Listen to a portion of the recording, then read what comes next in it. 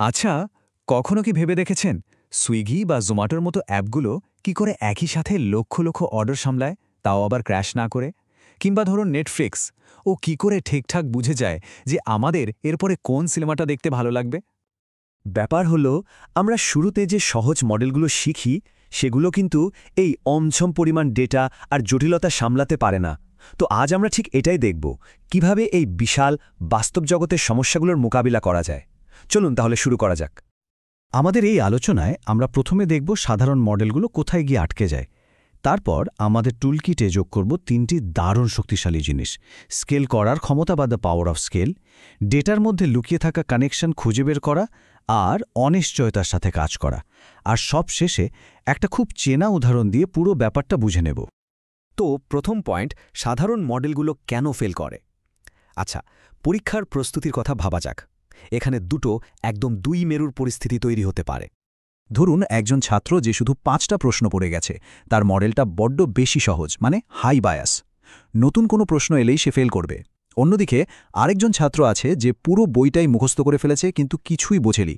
ওর মডেলটা বড্ড বেশি জটিল, মানে হাই ভ্যারিয়েন্স। জানা ডেটার ওপর ও দারুণ কাজ করবে, কিন্তু প্রশ্নটা সামান্য ঘুরিয়ে দিলেই আর পারবে না। আসলে মেশিন লার্নিংয়ের আসল চ্যালেঞ্জটাই হলো এই হাই বায়াস আর হাই ভ্যারিয়েন্সের মধ্যে একটা সঠিক ব্যালেন্স খুঁজে বের করা। তাহলে প্রশ্নটা হলো, একটা ভালো মডেল বানানোর জন্য আমাদের ঠিক কোন জিনিসটার মধ্যে ভারসাম্য রাখতে হবে? আচ্ছা, মডেলের জটিলতার কথা তো বুঝলাম, কিন্তু সেই ডেটার কি হবে যা শুধু জটিলই নয়, বরং পরিমাণে বিশাল আর সবসময় আসতেই থাকছে? এখানেই আমাদের দ্বিতীয় point, the power of scale. চলুন দেখি কিভাবে এ সমস্যার সমাধান করা যায়। ব্যাপারটা ভাবুন তো, দুর্গাপুজোর সময় একজন ট্রাফিক পুলিশ কি একা পুরো কলকাতার ট্রাফিক সামলাতে পারবে? একদমই অসম্ভব, তাই না? এর জন্য একটা স্মার্ট সিস্টেম দরকার। আর এখানেই আসছে স্কেলেবল লার্নিংয়ের কনসেপ্ট। এটা অনেকটা হাজার হাজার ট্রাফিক পুলিশের একসাথে কাজ করার মতো, যেখানে প্রত্যেকে নিজের ছোট এলাকাটা সামলাচ্ছে।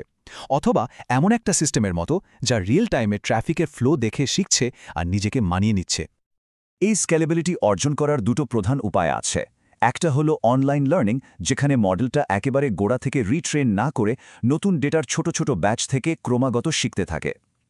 আরেকটা হলো ডিস্ট্রিবিউটেড লার্নিং, যেখানে বড় সমস্যাটাকে ছোট ছোট ভাগে ভেঙে ফেলা হয় আর অনেকগুলো মডেল একসাথে ডেটার বিভিন্ন অংশে কাজ করে। পরে তাদের রেজাল্টগুলো মিলিয়ে নেওয়া হয়। যত রিয়েল টাইম রেকমেন্ডেশন ইঞ্জিন বা বড় ডেটা প্রসেসিং সিস্টেম আছে, তার পেছনের আসল রহস্য কিন্তু এটাই। তাহলে মেশিন লার্নিংকে বড় মাপে নিয়ে যাওয়ার প্রধান দুটো কৌশল কি কি? বেশ, এবার আমাদের তৃতীয় টুলের পালা। এই টুলটা আমাদের ডেটার ভেতরে লুকিয়ে থাকা গোপন সম্পর্ক বা কানেকশনগুলো খুঁজে বের করতে সাহায্য করে, অনেকটা গোয়েন্দার মতো। ধরুন একজন ডিটেকটিভ একটা জটিল কেস সলভ করছেন। তিনি কি করেন? বোর্ডের ওপর সন্দেহভাজনদের ছবি, বিভিন্ন সূত্র সব পিন করে সুতো দিয়ে তাদের মধ্যে কানেকশনগুলো বোঝার চেষ্টা করেন, তাই তো? গ্রাফিক্যাল মডেল কিন্তু ডেটার জন্য ঠিক এই কাজটাই করে। এই মডেলগুলোতে প্রত্যেকটা ভেরিয়েবল হলো এক একটা নোড, মানে বোর্ডের ওপর পিন করা এক একটা ছবি। আর দুটো নোডের মধ্যে যে কানেকশন বা সুতো, সেটাকে বলা হয় এজ। এই এজ থাকার মানে হলো ভেরিয়েবল দুটো একে অপরের উপর নির্ভরশীল। এই জিনিসটা আমাদের খুব জটিল সিস্টেম বুঝতে সাহায্য করে। যেমন ধরুন, একটা কোষের মধ্যে বিভিন্ন প্রোটিন কিভাবে একে অপরের সাথে কাজ করে, বা শেয়ার মার্কেটে কোন স্টকটা অন্য কোনোটাকে প্রভাবিত করে। মানে এটা লুকানো সম্পর্কগুলোকে আমাদের চোখের সামনে একেবারে স্পষ্ট করে তোলে। তাহলে বলুন তো, একটা গ্রাফিক্যাল মডেলে দুটো নোডের মধ্যে একটা এজ ঠিক কি বোঝায়? কিন্তু বাস্তব জগৎ তো সবসময় অনিশ্চয়তায় ভরা, তাই না?